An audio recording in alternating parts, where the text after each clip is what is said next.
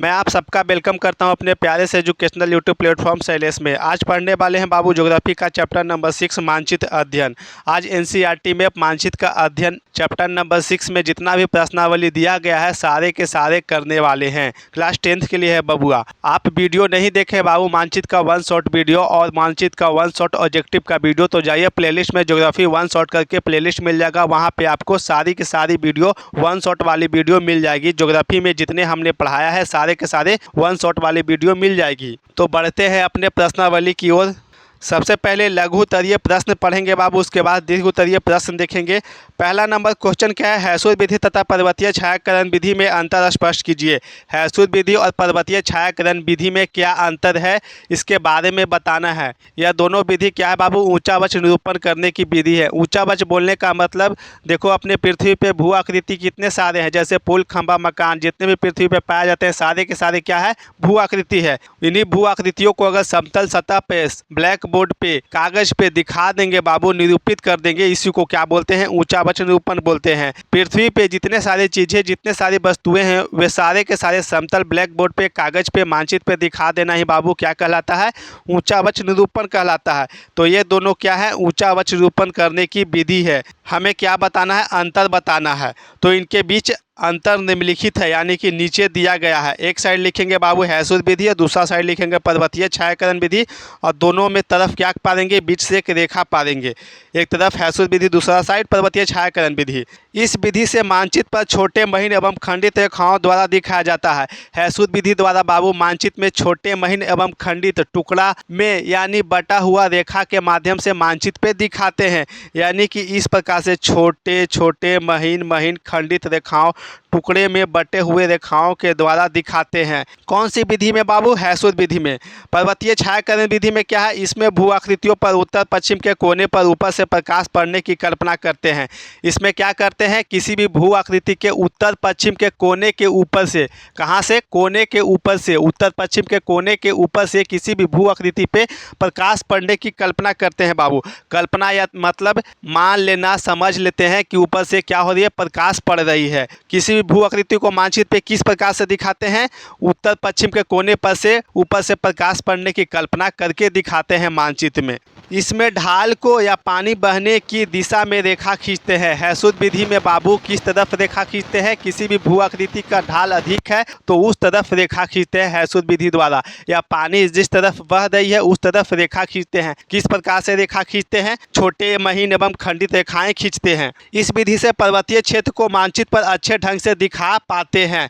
पर्वतीय छायाकरण विधि से किसको प्रभावशाली ढंग से दिखा पाते हैं, अच्छे तरीका से दिखा पाते हैं, बेहतरीन तरीका से दिखा पाते हैं। कौन सी भू आकृति को, पर्वत को यानी पहाड़ को बाबू अच्छे से बेहतरीन तरीका से दिखा पाते हैं। कौन सी विधि द्वारा, पर्वतीय छायाकरण विधि द्वारा। अगला अंतर देखो, इन दोनों के बीच क्या अंतर है। इसमें अधिक ढाल को दिखाने के लिए मोटा मोटा और गहरा रेखा का प्रयोग करते हैं। हैसुद विधि द्वारा बाबू किसी भी भू आकृति का ढाल अधिक है, तीव्र है, तो उसको मोटा मोटा और गहरा गहरा रेखा द्वारा मानचित्र में दिखाते हैं। देखो अगर ढाल तीव्र है यानी कि यह कोई पर्वत है, इसका ढाल देखो तीव्र है, तो किस प्रकार की रेखाओं से इसको मानचित्र में दिखाएंगे, मोटा मोटा गहरा गहरा, इस प्रकार से मोटा मोटा गहरा गहरा रेखा द्वारा बाबू मानचित्र में तीव्र ढाल को, अधिक ढाल को दिखाएंगे हैसुद विधि द्वारा। इसमें अधिक ढाल को गहरी आभा से दिखाते हैं। आभा का मतलब बाबू छाया, कलर, कलर को क्या बोलते हैं, आभा बोलते हैं। रंग, रंग को आभा बोलेंगे, छाया यानी आभा बोलेंगे। तो क्या बोल रहा है, इसमें अधिक ढाल को गहरी आभा से दिखाते हैं। अगर ढाल कहीं पे तेज है तो पर्वतीय छायाकरण विधि में ढाल को कैसे दिखाते हैं, जहाँ पे छाया अधिक बनती है, जहाँ पे अंधेरा अंधेरा भाग रहता है, तो वह किस चीज को दिखाता है, तीव्र ढाल को दिखाता है। अधिक ढाल को दिखाता है तो वहाँ पे क्या करेंगे, गहरी आभा से भर देंगे, यानी कि कलर कर देंगे, छायांकित कर देंगे।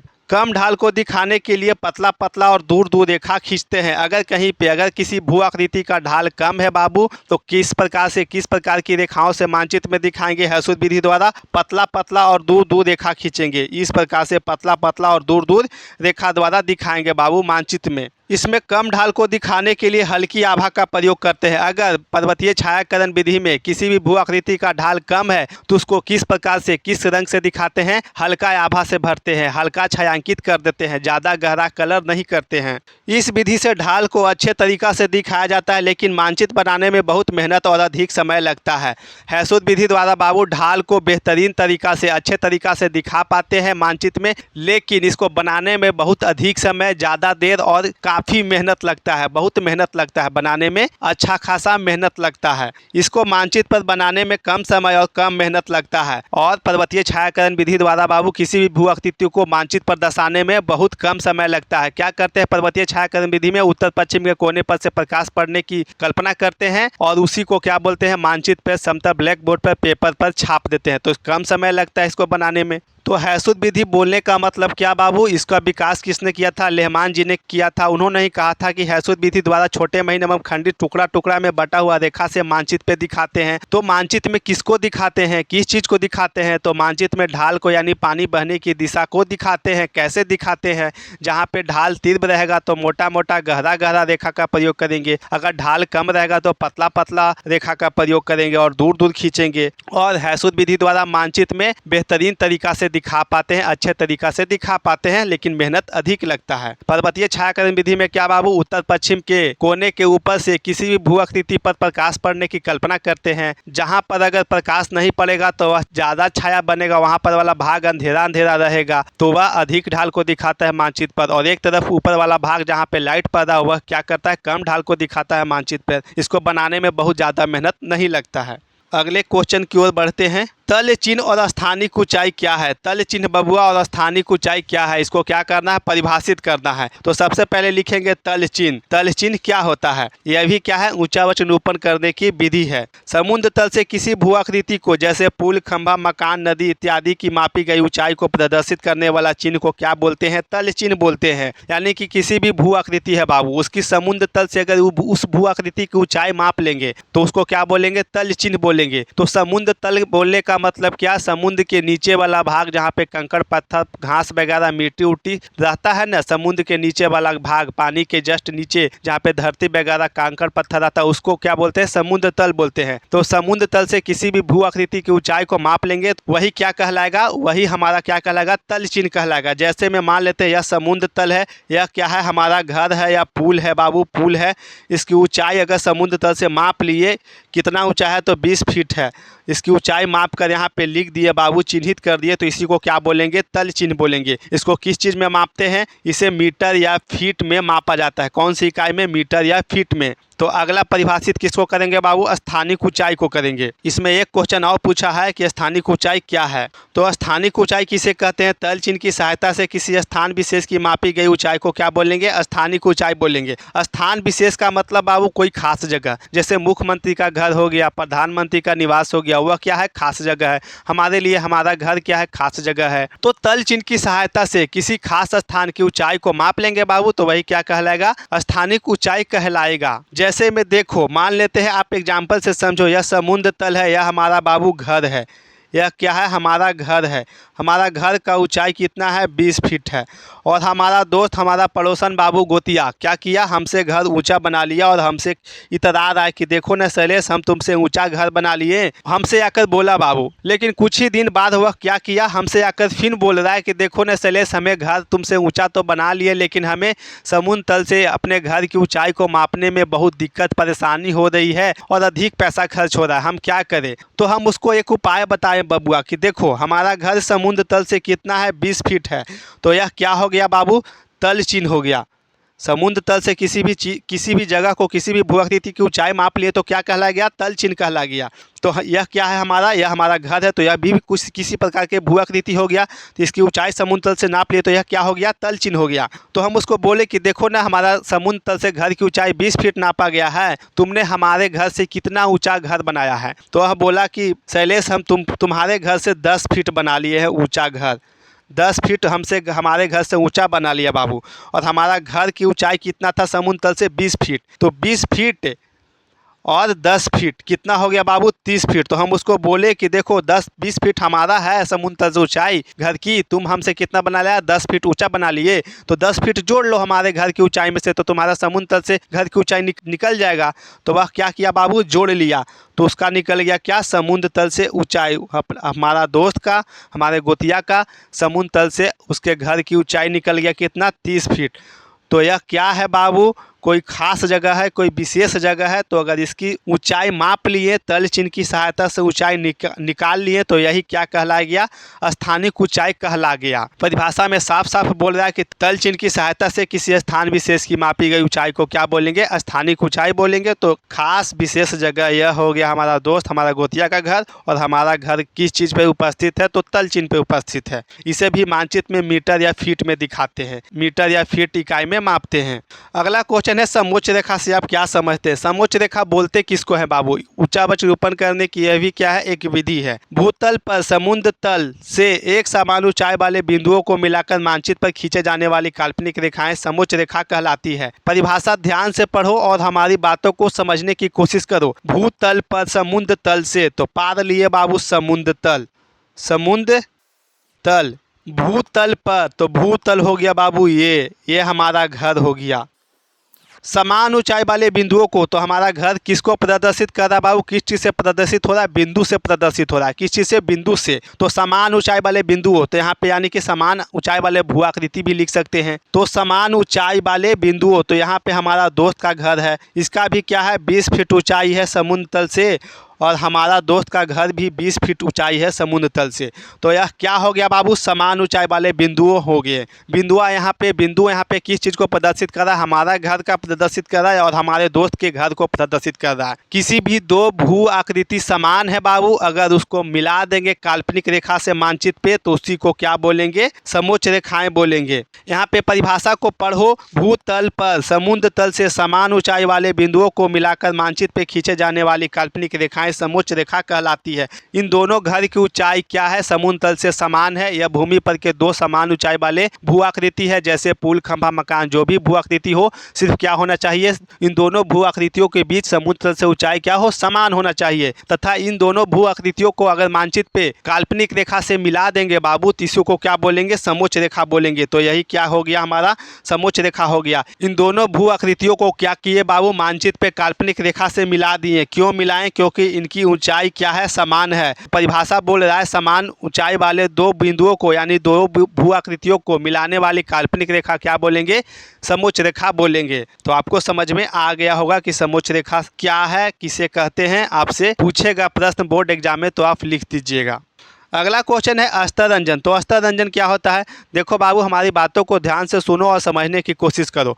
अपने पृथ्वी पे बाबू अलग अलग प्रकार की भू आकृति पाई जाती है। उन्हीं अलग अलग भू आकृतियों को मानचित्र पे अलग अलग रंगों के द्वारा दिखा देना ही क्या कहलाता है, अस्तरंजन कहलाता है। विभिन्न भू आकृतियों को, पृथ्वी पे पाए जाने वाले विभिन्न भू आकृतियों को मानचित्र पे अलग अलग रंगों के द्वारा दिखाना ही क्या कहलाता है, अस्तरंजन कहलाता है। जैसे में पानी को अलग रंग से दिखाएंगे, पर्वत को अलग रंग से दिखाएंगे। जैसे में यह पहाड़ हो गया, यह पहाड़ हो गया, यह पुल हो गया बाबू, यह खंबा हो गया, यह हमारा घर हो गया। तो सभी भू आकृतियों को क्या करेंगे, एक ही कलर से दिखा देंगे, उजला कलर से या लाल कलर से सभी भू आकृति को दिखा देंगे। नहीं बाबू, अलग अलग भू आकृति को मानचित्र पर दिखाने का तरीका क्या होता है, अलग अलग कलर के द्वारा, अलग अलग रंगों के द्वारा दिखाते हैं। इसी को क्या बोलेंगे, अस्तरंजन बोलेंगे। जैसे में देखो समुद्र या पानी को नीले रंग से, समुद्र को या पानी को किस रंग से दिखाते हैं मानचित्र पे, नीले रंग से दिखाते हैं। आप मानचित्र या नक्शा देखे होंगे कभी, तो नीला नीला दिखाई देता होगा मानचित्र में। तो वह किस चीज को प्रदर्शित कर रहा है, पानी को प्रदर्शित कर रहा है या समुद्र को दिखा रहा है मानचित्र में। मैदानों को किस रंग से बाबू, हरे रंग से। पर्वतों को बादामी रंग से। ऊंचे जमीन को किस रंग से, भूरे रंग से। तथा बर्फीले क्षेत्र को किस रंग से, उजले रंग से दिखाते हैं मानचित्र में। अलग अलग भू आकृतियों को अलग अलग रंगों के द्वारा मानचित्र में दिखाते हैं। इसी को क्या बोलते हैं, अस्तरंजन बोलते हैं। अगला क्वेश्चन 5वां है, समोच्च रेखा द्वारा स्वयंकार पहाड़ी का प्रदर्शन किस प्रकार किया जाता है। समोच्च रेखा द्वारा। देखो बाबू, समोच्च रेखा हम बताएं क्या, धरती पर के समान दो भूआकृति को मिलाने वाली, उनके बीच मिलाने वाली काल्पनिक रेखा क्या बोलती है, समोच्च रेखा बोलते हैं। और बोले थे विभिन्न भूआकृतियों को अलग अलग समोच्च रेखाएं द्वारा दिखाया जाता है मानचित्र पे। हमने क्या बोला बाबू, विभिन्न भूआकृतियों को अलग अलग समोच्च रेखाओं के द्वारा मानचित्र पे दिखाया जाता है। तो शंक्वाकार पहाड़ी का प्रदर्शन यानी कि शंक्वाकार पहाड़ी दिखाने का तरीका किस प्रकार की समोच्च रेखा द्वारा दिखाते हैं मानचित्र पे बाबू, शंक्वाकार पहाड़ी को किस प्रकार के समोच्च रेखाओं से दिखाते हैं, यहाँ पे यही क्वेश्चन पूछ रहा है। तो यहाँ पे हमें किसको दिखाना है, तो शंक्वाकार पहाड़ी को दिखाना है। किस पे, तो मानचित्र पे। तो सबसे पहले आप ये समझो कि शंक्वाकार पहाड़ी होता कैसे है, यह दिखता कैसे है। तो भूमि पे पाया जाने वाला वैसा आकृति बाबू जिसका आधार क्या हो, चौड़ा हो, और शीर्ष क्या हो, नुकीला हो, पतला हो, और दोनों तरफ ढाल क्या हो, समान हो, उसी को क्या बोलते हैं, शंकुनुमा पहाड़ी बोलते हैं। शंकु के आकार, बिल्कुल शंकु के आकार के जैसा पहाड़ी हो। आधार क्या है, देखो बाबू यहाँ पे चौड़ा है, शिखर पतला है, और दोनों तरफ ढाल समान है, इसी को क्या बोलेंगे, शंक्वाकार पहाड़ी बोलेंगे। यहाँ पे परिभाषा में यही बोल रहा है कि भूमि पर पाया जाने वाला वह आकृति जिसका आधार चौड़ा एवं शिखर काफ़ी पतला एवं नुकीला होता है, पर्वत कहते हैं। इसका रूप शंकुनुमा होता है, यानी कि शंकुनुमा पहाड़ी बोलते हैं। तो इसको मानचित्र पे किस प्रकार के समोच्च रेखाओं द्वारा दिखाते हैं, तो देखो यहाँ पे समझो, तो ध्यान से सुनो। शंक्वाकार पहाड़ी को बाबू दर्शाने वाली समोच्च रेखाएं बिल्कुल क्या की जाती है, समान अंतराल में खींची जाती है। क्या किया जाता है बाबू, बिल्कुल समान अंतराल में खींची जाती है तथा आपस में संकेंद्रीय वृत्त का निर्माण करती है। शंक्वाकार पहाड़ी ये है बाबू, शंक्वाकार पहाड़ी को दिखाने वाली समोच्च रेखाएं क्या होती है, बिल्कुल समान अंतराल में। देखिए ये क्या है, ये सब समोच्च रेखाएं हैं।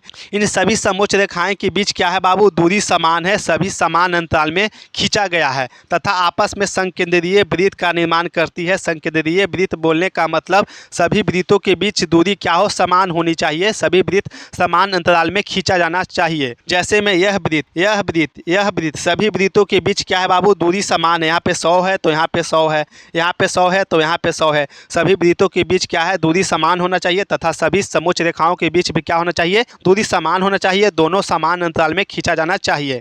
इसकी समोच्च रेखाएं लगभग वृत्ताकार बनाया जाता है। किस प्रकार से बाबू, वृत्ताकार बनाया जाता है तथा बाहर से अंदर की ओर वृत्त का आकार छोटा होता जाता है।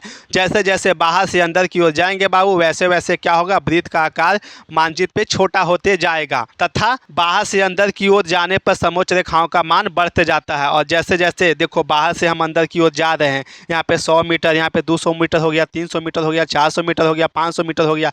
जैसे जैसे बाहर से अंदर की ओर जा रहे हैं बाबू, तो इसके क्या हो रही है, इसकी मान बढ़ रही है, समोच्च रेखाओं का मान बढ़ रहा तथा वृत्त के परिधि से केंद्र की ओर जाने पर इसका मान बढ़ते जाता है। जैसे जैसे वृत्त के परिधि से अंदर जाएंगे केंद्र की ओर बाबू, तो इसका मान बढ़ते जाएगा और वृत्त का आकार छोटा होते जाएगा और समोच्च रेखाओं का भी मान क्या होगा, बढ़ते जाएगा। इस प्रकार से मानचित्र पे समोच्च रेखाओं द्वारा शंक्वाकार पहाड़ी को दिखाते हैं। शंक्वाकार पहाड़ी को दिखाने वाली समोच्च रेखाएं संकेंद्रीय वृत्त बनाती है। हमने आपको बता दिया कि संकेंद्रीय वृत्त क्या होती है। तो शंकुनुमा पहाड़ी किस प्रकार का होता है बाबू, बिल्कुल शंकु का आकार का होता है जिसका आधार चौड़ा, दोनों तरफ ढाल समान और ऊपर वाला शीर्ष नुकीला।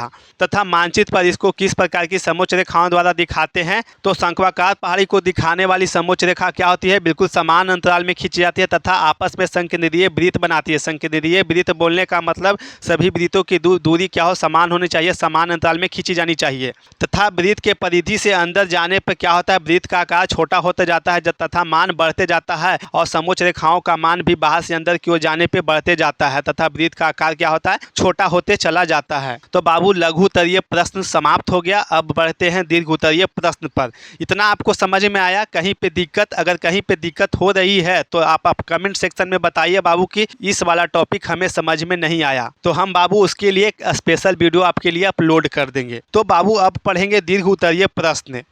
दीर्घ उत्तरीय प्रश्न में क्या पूछा बाबू, देखो क्वेश्चन नंबर 6, ऊंचावच प्रदर्शन की प्रमुख विधियों का उल्लेख कीजिए। ऊंचावच हम अभी बताएं बाबू कि ऊंचावच क्या होता है, किसी भी भू आकृति को समतल ब्लैक बोर्ड पे कागज पे दिखा देना, निरूपित करना ही क्या कहलाता है, ऊंचावच कहलाता है। तो इसके प्रमुख विधि कौन कौन से है इसके बारे में हमें बताना है। कौन कौन सी विधि द्वारा ऊंचावच निरूपण किया जाता है इसके बारे में हमें बताना है। तो इसके प्रमुख विधियाँ निम्नलिखित है, यानी कि नीचे दिया गया है। सबसे पहला विधि आता है हैसूद विधि। तो हैसूद विधि विधि बोलते किसको है? तो हमने बताया बाबू हैसुद विधि का विकास लेहमान ने किया था। इस विधि से किस प्रकार से मानचित्र पे दिखाते हैं? तो छोटे महीन एवं खंडित रेखाएं यानी कि टुकड़ा टुकड़ा में किए गए रेखाएं से मानचित्र में दिखाते हैं। और किस चीज़ को दिखाते हैं? तो पानी बहने की दिशा यानी ढाल को दिखाते हैं। कैसे दिखाते हैं बाबू? जहाँ पे ढाल अधिक होगा तो वहाँ पे क्या किया जाएगा? रेखा पास पास खींचा जाएगा, और जहाँ पे ढाल कम रहेगा वहाँ पे रेखाएं दूर दूर खींचा जाएगा, और जहाँ पे ढाल नहीं रहेगा, समतल स्थान रहेगा, तो उसको मानचित्र में खाली छोड़ देंगे। किसी भी प्रकार के रेखा से मानचित्र पे नहीं दिखाएंगे, सिर्फ क्या करेंगे? मानचित्र में खाली छोड़ देंगे। वही क्या दिखाता है? समतल मैदान को दिखाता है हैसुद विधि। तो परिभाषा यहाँ पे क्या बोल रहा है? इस विधि से अंतर्गत छोटे महीन एवं खंडित रेखाओं की सहायता से ऊंचावच निरूपण किया जाता है। कैसे किया जाता है? छोटे महीन खंडित रेखाओं के द्वारा ऊंचावच निरूपण किया जाता है। ये रेखाएं ढाल की दिशा अथवा जल बहने की दिशा में खींची जाती है। कहाँ पे रेखाएं खींची जाती है? हैसुद विधि में ढाल की दिशा में अथवा जल बहने की दिशा में खींची जाती है। सेकंड है पर्वतीय छायाकरण विधि। इसमें भू आकृतियों पर उत्तर पश्चिम के कोने के ऊपर से प्रकाश पड़ने की कल्पना करते हैं। पर्वतीय छायाकरण विधि में बाबू खास करके अच्छे तरीका से, बेहतरीन तरीका से किस चीज को दिखाते हैं? तो पर्वत को दिखाते हैं, पर्वतीय देश को दिखाते हैं। तो कहाँ से प्रकाश पड़ने की कल्पना करते हैं? उत्तर पश्चिम के कोने के ऊपर से किसी भी भू आकृति पे प्रकाश पड़ने की कल्पना करते हैं। इसके अंधेरे में पड़ने वाले हिस्सों को या ढाल को गहरी आभा से भर देते हैं। आभा का मतलब बाबू रंग, कलर, छाया। जबकि प्रकाश वाले हिस्से या हल्का ढाल को हल्की आभा से भर देते हैं या छोड़ देते हैं। यहाँ पे ये बोल रहा है कि किसी भी भू आकृति के उत्तर पश्चिम के कोने के ऊपर से प्रकाश पड़ेगा बाबू, तो एक तरफ ऊपर वाला साइड क्या पड़ेगा? उजला उजला दिखाई पड़ेगा, और एक तरफ जहाँ पे प्रकाश नहीं पड़ेगा वहाँ पे अंधेरा बनेगा, छाया बनेगा। तो जहाँ पे अंधेरा अंधेरा छाया बनता है बाबू, वह क्या दिखाता है? वह अधिक ढाल को मानचित्र पे दिखाता है। उसको क्या करते हैं? गहरा रंग से भर देते हैं। और जिस स्थान पर उजला उजला दिखाई पड़ता है, जहाँ पे प्रकाश पड़ता है बाबू, वह क्या करता है? मानचित्र पे कम ढाल को दिखाता है। उसको क्या करते हैं? हल्का आभा से भर देते हैं, कम कलर करते हैं, या क्या करते हैं? खाली ही छोड़ देते हैं। अगला है तल चिन्ह। तो तल चिन्ह क्या होता है? समुद्र तल से किसी भू आकृति को, जैसे पुल, खंभा, मकान, नदी, कोई भी चीज भूमि पे हो, उसको क्या बोलते हैं? भू आकृति बोलते हैं। इत्यादि की मापी गई ऊंचाई को प्रदर्शित करने वाला चिन्ह को क्या बोलते हैं? तल चिन्ह बोलते हैं। समुद्र तल से बाबू किसी भी भू आकृति की ऊंचाई को माप लेंगे और चिन्हित करके उसकी ऊंचाई को लिख देंगे, तो वही क्या कहला गया? तल चिन्ह कहला गया। या आपका घर है, या हमारा घर है, या पुल है, या किसी भी प्रकार के भू आकृति है, इसकी ऊंचाई को माप लिए 20 फीट है और चिन्हित करके लिख दिया मानचित्र में बाबू, तो इसी को क्या बोलेंगे? तल चिन्ह बोलेंगे। अगला है स्थानिक ऊंचाई। तल चिन्ह की सहायता से किसी स्थान विशेष की मापी गई ऊंचाई को स्थानिक ऊंचाई बोलते हैं। यहाँ पे स्थान विशेष का मतलब बाबू कोई मुख्यमंत्री का घर, किसी प्रकार के खास जगह, मुख्यमंत्री का निवास, प्रधानमंत्री का निवास, हमारे लिए अपना घर क्या हो गया? खास जगह हो गया, विशेष जगह हो गया। तो समुद्र तल से किसी भी भू आकृति की ऊंचाई को माप लिए तो वह क्या कहला गया? तल चिन्ह हो गया। तो यह हो गया समुद्र तल। यह किसी प्रकार का ऊंचाई है, किसी भी प्रकार की भू आकृति है, उसकी ऊंचाई कितनी है? 20 फीट है। इसकी सहायता से बाबू क्या करेंगे? यह क्या हो गया? तल चिन्ह हो गया। इसकी सहायता से बाबू किसी खास विशेष जगह की ऊंचाई को माप लेंगे, तो खास स्थान विशेष जगह ये हो गया बाबू। इसकी ऊंचाई को माप लेंगे तल चिन्ह की सहायता से, तो यही क्या कहलाएगा? स्थानिक ऊंचाई कहला गया। मान लेते कि यह कोई घर है, यह घर की हमारा गोतिया, हमारा दोस्त, हमारा पड़ोसन का है। हमारे घर से ऊंचा बना लिया 5 फीट ऊंचा बाबू, और इतरा रहा है कि देखो ना शैलेश, तुमसे हम घर ऊंचा बना लिए, और इतरा रहा है बाबू, इतरा रहा है। फिर कुछ दिन बाद आता है और हमसे बोलता है कि देखो ना, तुमसे घर ऊंचा तो बना लिए, लेकिन समुद्र तल से इसकी ऊंचाई मापने में, समुद्र तल से अपने घर को ऊंचाई मापने में दिक्कत हो रहा है, परेशानी हो रहा है, बहुत अधिक पैसा खर्चा हो रहा है, हम क्या करें शैलेश? तो हमने बोला बाबू कि देखो, हमारा घर समुद्र तल से ऊंचाई मापा गया है 20 फीट, तुम हमारे घर से कितना ऊंचा बना लिए? तो वह बोला कि तुम्हारे घर से हमने 5 फीट ऊंचा बना लिया। तो यह क्या 5 फीट ऊंचा बना लिया? तो हम बोले कि तो नाप लो, हमारा घर 20 फीट ऊंचा है समुद्र तल से, और तुम हमसे 5 फीट बना लिए, तो जोड़ लो दोनों को, तो 20-5 कितना हो गया बाबू? 25 फीट। तो इसका घर की ऊंचाई समुद्र तल से क्या हो गया? 25 फीट। तो यही 25 फीट क्या कहला गया? स्थानिक ऊंचाई कहला गया। तो यह क्या है? कोई खास, कोई विशेष जगह है। तो किसी भी विशेष जगह की ऊंचाई अगर तल चिन्ह की सहायता से माप लेंगे, तो तल चिन्ह ये हो गया, हमारा घर हो गया, माप लिए बाबू, तो यही क्या कहला गया? स्थानिक ऊंचाई कहला गया।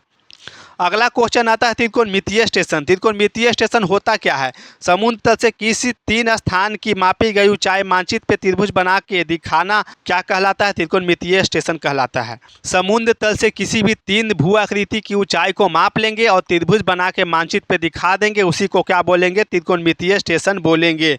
जैसे में समुद्र तल ये हो गया, किसी 3 स्थान ये हो गया बाबू, मान लेते हैं कि यह पुल है, खंभा है, मकान है, इसकी ऊंचाई को माप लेंगे, माप करके त्रिभुज बना करके मानचित्र पे दिखा देंगे, तो इसको क्या बोलेंगे? त्रिकोणमितीय स्टेशन बोलेंगे।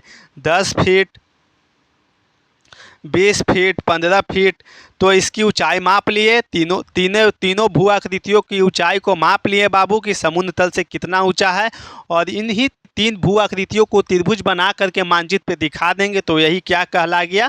त्रिकोणमितीय स्टेशन कहला गया। तो यह क्या था बबुआ? तो यह ऊंचा वज्र प्रदर्शन करने की कुछ विधि थी जो हमने आपको बता दिया। आप इतना लिख दीजिएगा तो आपको एग्जाम में 4 नंबर अच्छा से मिल जाएगा।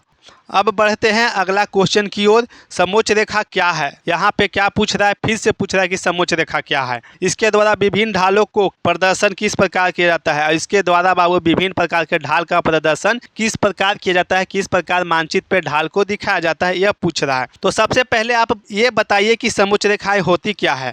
समोच्च रेखाएं हमने क्या बोला था बाबू? समुद्र तल से भूतल पर एक समान ऊंचाई वाले स्थानों को मिलाने वाली काल्पनिक रेखा क्या कहलाती है? समोच्च रेखा कहलाती है। भूमि पर के 2 ऐसे भू आकृति, पृथ्वी पर के 2 वैसे भू आकृति जिसका ऊंचाई समुद्र तल से समान है, तो उन दोनों भू आकृति को मिलाने वाली काल्पनिक रेखा, कहाँ मिलाने वाली काल्पनिक रेखा? मानचित्र पे मिलाने वाली काल्पनिक रेखा समोच्च रेखाएं कहलाती है। क्या कहलाती है? समोच्च रेखाएं। विभिन्न भू आकृतियों को मानचित्र पे ऊंचा वज्र को प्रदर्शित करने का तरीका या प्रारूप क्या होता है? अलग अलग होता है। पृथ्वी पे अपने बाबू अलग अलग प्रकार के भू आकृति पाए जाते हैं, अलग अलग ऊंचाई के भू आकृति पाए जाते हैं। उन भू आकृतियों को मानचित्र पे दिखाने का तरीका क्या होता है? अलग अलग होता है। अलग अलग समोच्च रेखाओं के द्वारा मानचित्र के दिखाते हैं। क्या करते हैं? मानचित्र पे अलग अलग तरीकों के द्वारा अलग अलग भू आकृतियों को दिखाते हैं।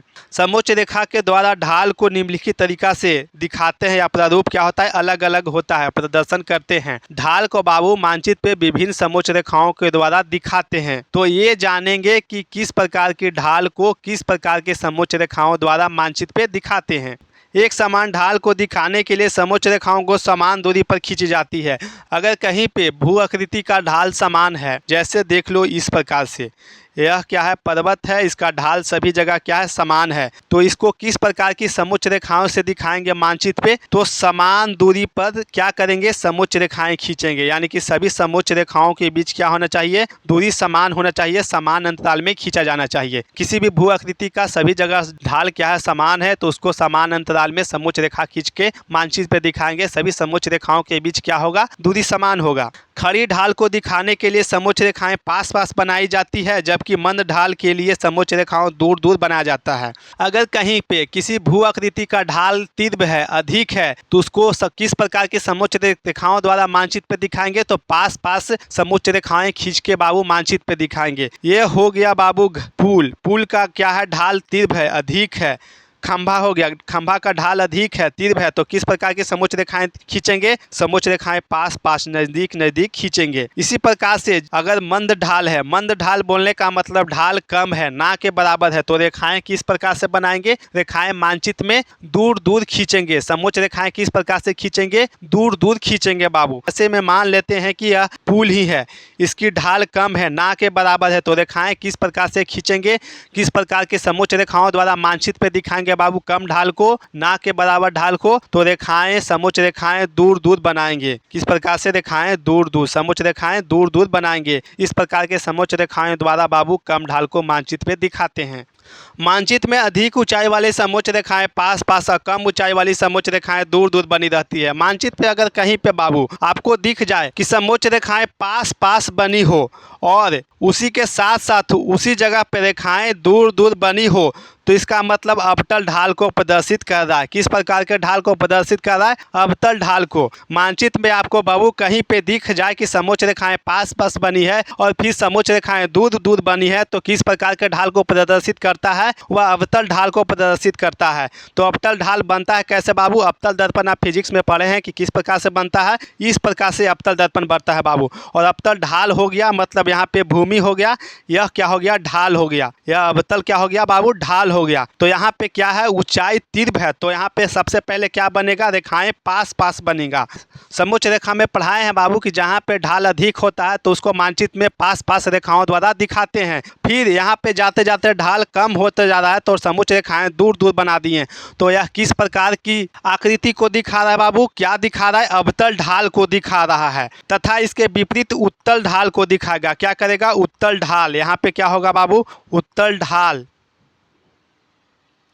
इसके विपरीत उत्तल ढाल को दिखाता है अगर समोच्च रेखाएं स्टार्टिंग में क्या हो? दूर दूर खींचा गया हो। जैसे में इस प्रकार से समोच्च रेखाएं क्या है? इस प्रकार से दूर दूर खींचा गया है और फिर समोच्च रेखाएं पास पास खींचा गया हो, तो यह क्या दिखाता है? उत्तल ढाल को दिखाता है। तो यहाँ पे बाबू वीडियो समाप्त हुआ। ज्योग्राफी के मानचित्र चैप्टर नंबर 6 में 5 लघु उत्तरीय प्रश्न दिए गए थे और 2 दीर्घ उत्तरीय प्रश्न दिए गए थे। लघु उत्तरीय प्रश्न एग्जाम में 2 नंबर में पूछता है बाबू और दीर्घ उत्तरीय प्रश्न एग्जाम में 4 नंबर पूछता है। तो मैं आशा करता हूँ कि यह चैप्टर आपको पूरा बिल्कुल अच्छे तरीक़ा से समझ में आ गया, आपके दिमाग में बैठ गया। अगली क्लास में करने वाले हैं बाबू क्वेश्चन बैंक का क्वेश्चन। जितना भी क्वेश्चन बैंक में सब्जेक्टिव क्वेश्चन दिया गया है, पूछा गया है प्रीवियस ईयर क्वेश्चन में, सारे के सारे वन शॉट वीडियो में करने वाले हैं। वीडियो अच्छी लगी हो तो चैनल को सब्सक्राइब करें।